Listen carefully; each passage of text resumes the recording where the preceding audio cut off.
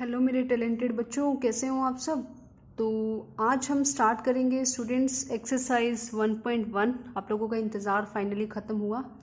तो 1.1 का first term हम स्टार्ट करते हैं, ठीक है। तो स्टूडेंट्स देखो, फर्स्ट सम की स्टेटमेंट है, ये आपको दिखाई दे रही है, ठीक है। तो इसमें देखो स्टूडेंट्स, एक ये प्रोडक्ट है और एक ये प्रोडक्ट है, ठीक है। और इसके साथ 5/2 प्लस करना है। तो दोनों प्रोडक्ट को सबसे पहले क्या कीजिए, आप एक साथ ले आइए, क्योंकि पहले हम प्रोडक्ट को ही सॉल्व करते हैं ना, आपको अच्छे से पता होगा। बोर्ड मास में जो है, जैसे आपने बोर्ड मास का पढ़ा होगा, तो उसमें सबसे पहले क्या करते हैं, डिवीज़न, फिर मल्टीप्लिकेशन, फिर एडिशन, फिर सब्ट्रैक्शन। तो इसमें हमारे पास डिवीज़न तो है नहीं फिलहाल, एडिशन है, तो हम इसे सबसे पहले इन्हें सॉल्व करेंगे, मल्टीप्लिकेशन को, ठीक है। इसे एक साथ रख लो इस तरह से, और आप इसे यहाँ रख दो। स्टूडेंट्स अब मुझे बताओ, क्या आपको इसमें कुछ कॉमन दिखाई दे रहा है? 3/5, वेरी गुड। तो हम क्या करेंगे, इसके अंदर से 3/5 कॉमन ले लेंगे। स्टूडेंट जब हमने इस प्रोडक्ट में से 3/5 बाहर लिया तो अंदर क्या बचा, -2/3। माइनस, बीच में माइनस का साइन है तो माइनस आएगा। 3/5 कॉमन लिया तो यहाँ क्या बचा, 1/6। इसे एज इट इज़ रहने दो। तो 3/5। स्टूडेंट्स बताओ, आप मुझे यहाँ पर कौन सी प्रॉपर्टी यूज़ कर रहे हो, सोच कर बताओ।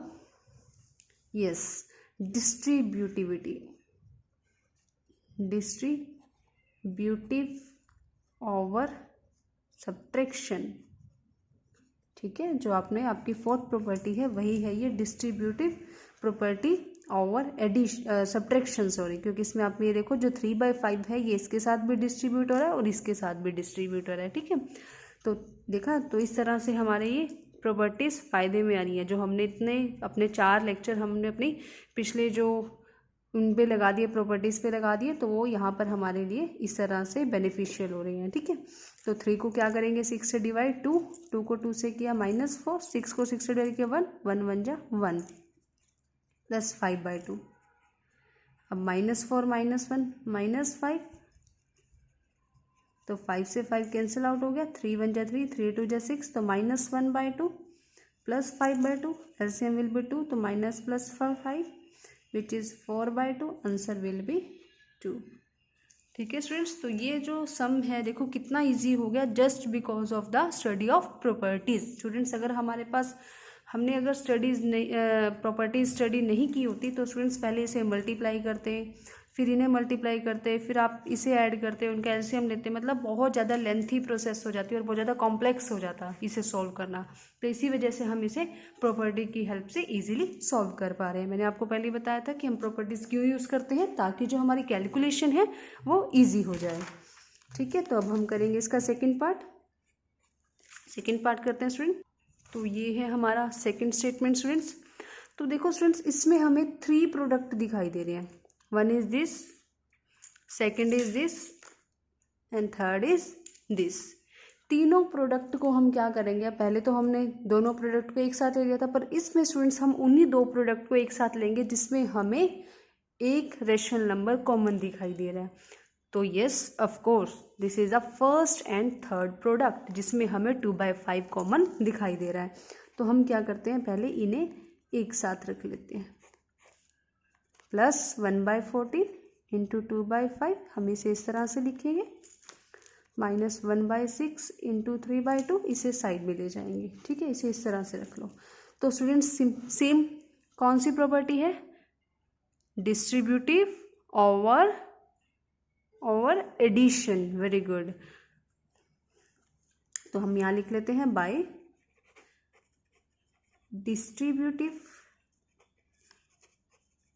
प्रॉपर्टी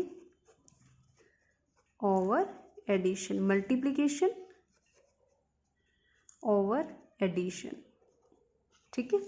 तो स्टूडेंट्स दोनों में हमें क्या कॉमन दिखाई दे रहा है, 2/5, तो मैंने उसे बाहर लिया, अंदर क्या बचा, -3/7, बीच में प्लस का साइन है, एंड इधर क्या बचा, 1/14। और इसे आप स्टूडेंट सॉल्व कर सकते हो, 3 2 जा 6 कट हो गया, तो आंसर आया 1/4। अब आप इसका एलसीएम लीजिए, विच विल बी 14। आपको पता ही है एलसीएम अगर इस तरह से हो तो इनमें से ये नंबर इससे डिविजिबल है, तो greater number will be the LCM. तो 7 को 14 से डिवाइड किया 2, 2 3 जा 6, 14 को डिवाइड किया 1, 1 1 जा 1,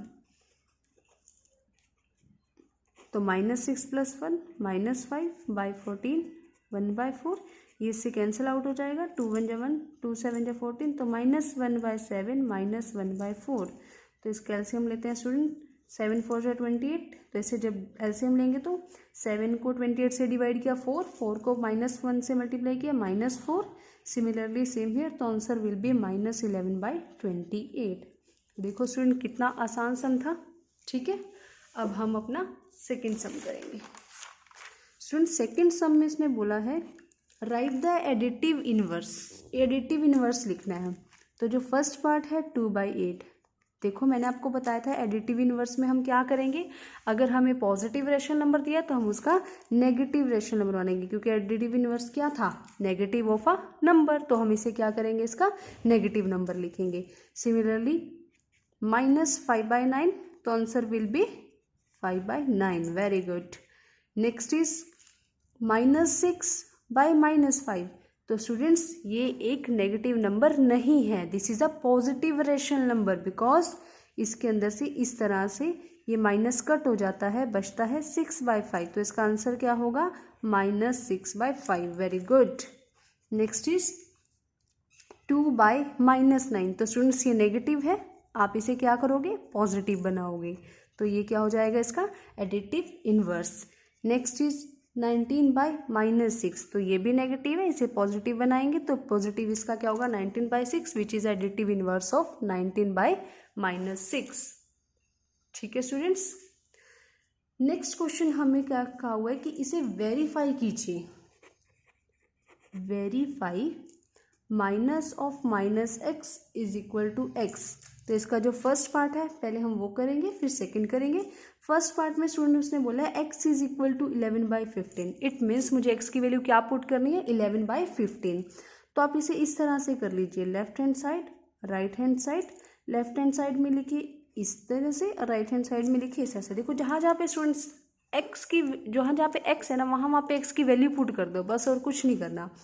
तो माइनस की जगह माइनस रहने दो, ये से भी ऐसे रहने दो, बस x की जगह 11/15 रख दो और x की जगह 11/15। तो स्टूडेंट्स माइनस माइनस क्या होता है, प्लस, तो क्या आएगा 11/15, 11/15, तो left hand side right hand side के लिए इक्वल आ गई, हैंस वेरीफाइड, ये वेरीफाई हो चुका है। ठीक है, इसी तरह से हम इसका सेकेंड पार्ट करेंगे अब, जिसमें x की वैल्यू क्या है, -13/7। अब हमारी लेफ्ट हैंड साइड क्या थी, -(-x) and right hand side क्या थी, x। तो हम इसी तरह से रहने देंगे, बस x की जगह उसकी वैल्यू क्या है, -13/17, वो हम पुट कर देंगे। तो इधर भी क्या है, अब स्टूडेंट्स देखो माइनस माइनस क्या होगा, प्लस, यानी प्लस का 13/7, लेकिन इसके बाहर तो अभी भी माइनस है, इट मीन्स क्या होगा, -13/7 इक्वल टू -13/7, हैंस वेरीफाइड, क्योंकि लेफ्ट हैंड साइड जो है वो राइट हैंड साइड के इक्वल आ चुका है, इसी वजह से ये क्या हो चुका है स्टूडेंट्स, वेरीफाई। सम नंबर 4 है students, find the multiplicative inverse of the following. इसका मल्टीप्लिकेटिव इनवर्स निकालना है। स्टूडेंट्स आप लोगों को अच्छे से याद है, मल्टीप्लिकेटिव इनवर्स को हम रेसिप्रोकल भी बोलते थे, और रेसिप्रोकल में क्या होता है, numerator becomes denominator and denominator becomes numerator. तो क्या मैं -13 को ऐसे लिख सकती हूँ, -13/1। ठीक है, तो इसका मल्टीप्लिकेटिव इनवर्स क्या होगा, ऑपोजिट, ऑपोजिट मीन्स -1/13, तो ये इसका आंसर होगा। ठीक है, सेकंड इज -13/9, बताइए आंसर, वेरी गुड, -19/13। ठीक है, next is 1/5, yes, 5/1 which means 5, -5/8 multiply -3/7। Students हम इसको सॉल्व करके भी कर सकते हैं, या आप इसको सिंपली भी कर सकते हो, जैसे मैं इसे सॉल्व करके दिखाती हूँ। 5 3 जा 15, 8 7 जा 56, तो इसका रेसिप्रोकल क्या होगा स्टूडेंट्स, 56/15, तो ये आपका आंसर होगा। ठीक है, नेक्स्ट पार्ट इज -1 इंटू -2/5, पहले इसे सॉल्व कर लीजिए। -2 को -1 से करेंगे, इट विल बी 2/5, तो इसका मल्टीप्लिकेटिव इनवर्स क्या होगा, 5/2। Very good. नेक्स्ट इज -1, तो स्टूडेंट्स इसका जो इनवर्स होगा वो क्या होगा, 1/-1। ऐसा क्यों, क्योंकि इसके कुछ नीचे कुछ नहीं था, तो डिनोमिनेटर में हम 1 लगाएंगे, तो ऑपोजिट क्या होगा, 1/-1, जो कि -1 के इक्वल ही होगा। ठीक है, तो सम नंबर 5 है स्टूडेंट सब हमारा। सम नंबर 5 में कहा हुआ है name the property under multiplication. Multiplication की हमें प्रॉपर्टीज़ के बारे में बताना है। तो स्टूडेंट सबसे पहली है हमारे पास ये -4/5 multiply 1 is equal to 1 -4/5 is equal to -4/7। उसने कहा अगर इस रैशनल नंबर को 1 से मल्टीप्लाई करते हैं या 1 को इस रैशनल नंबर से मल्टीप्लाई करते हैं तो आंसर यही रैशनल नंबर आ रहा है। मैंने आपको अच्छे से बताया था स्टूडेंट्स कि 1 हमारी क्या है, मल्टीप्लिकेटिव आइडेंटिटी है। क्यों है, क्योंकि अगर हम इसे किसी भी नंबर से मल्टीप्लाई करें answer will B that number, answer हमेशा वही नंबर होगा। तो इसका आंसर क्या होगा, 1 is the multiplicative identity. 1 is the multiplicative identity. ठीक है, इसका सेकंड पार्ट है। सेकंड पार्ट में उसने बोला -13/17 into -2/7 is equal to -2/7 -13/17। It means a into B is equal to b into A. तो स्टूडेंट्स आप लोगों को बहुत अच्छे से याद है, this is the second property which is commutativity. Very good. Next है -19/21 and 29 and 29/-19 which is equal to 1। तो स्टूडेंट्स अगर हम किसी नंबर को उसके रेसिप्रोकल के साथ मल्टीप्लाई करते हैं तो आंसर 1 आएगा, और ये जो उसका रेसिप्रोकल है हम इसे क्या बोलते हैं, yes, multiplicative inverse. Very good. तो this identity, this property is known as multiplicative inverse. ठीक है स्टूडेंट्स, अब हम करते हैं next sum number 6। Sum number 6 में उसने बोला students multiply 6/13 by reciprocal of -7/16। तो स्टूडेंट्स इसमें हम क्या करेंगे, सबसे पहले रेसिप्रोकल निकाल लेते हैं। रेसिप्रोकल ऑफ -7/16, तो -7/16 का रेसिप्रोकल क्या होगा, -16/7। अब इसे मल्टीप्लाई कर लेते हैं, मल्टीप्लिकेशन निकाल लेते हैं इसकी। ठीक है, उसने कहा था 6/13 को मल्टीप्लाई करो रेसिप्रोकल से, तो ये रेसिप्रोकल था, मैंने जब मल्टीप्लाई किया आंसर क्या आया, -96/91। क्यों आया, क्योंकि इसमें कोई भी जो नंबर था वो कट नहीं हो रहा था। नेक्स्ट है सम नंबर 7। सम नंबर 7 में कह रहे हैं स्टूडेंट्स इसकी प्रॉपर्टी बताओ।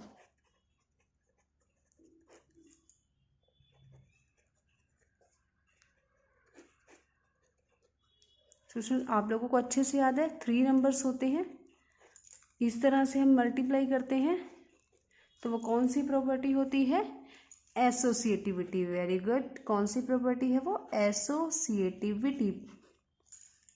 Very nice. Next some student, उसने पूछा is 8/9 is multiplicative inverse. MI stands for multiplicative inverse of -1/8।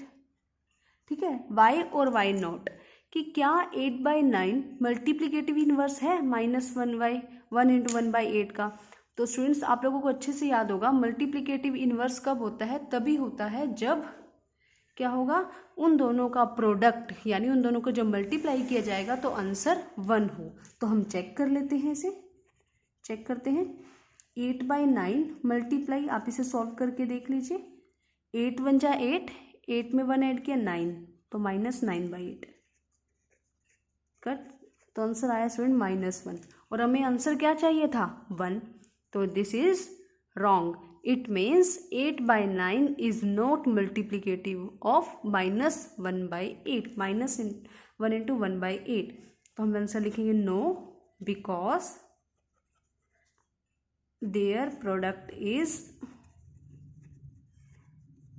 -1, ठीक है, और प्रोडक्ट होना क्या चाहिए था 1, ठीक है। अब हम नेक्स्ट सम करते हैं।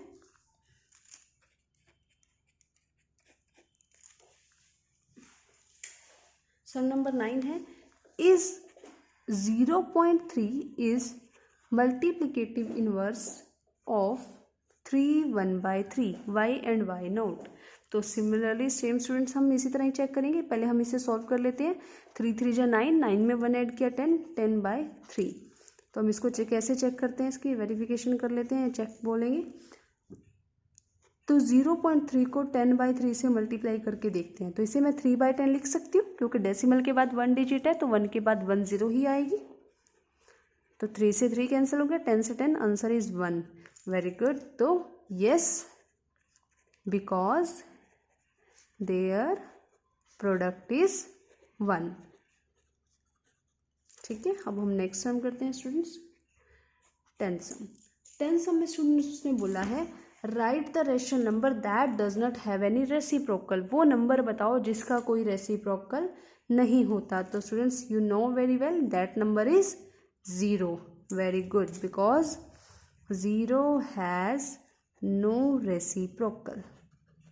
0 हैज़ नो रेसिप्रोकल, 0 का कोई भी रेसिप्रोकल नहीं होता, ठीक है।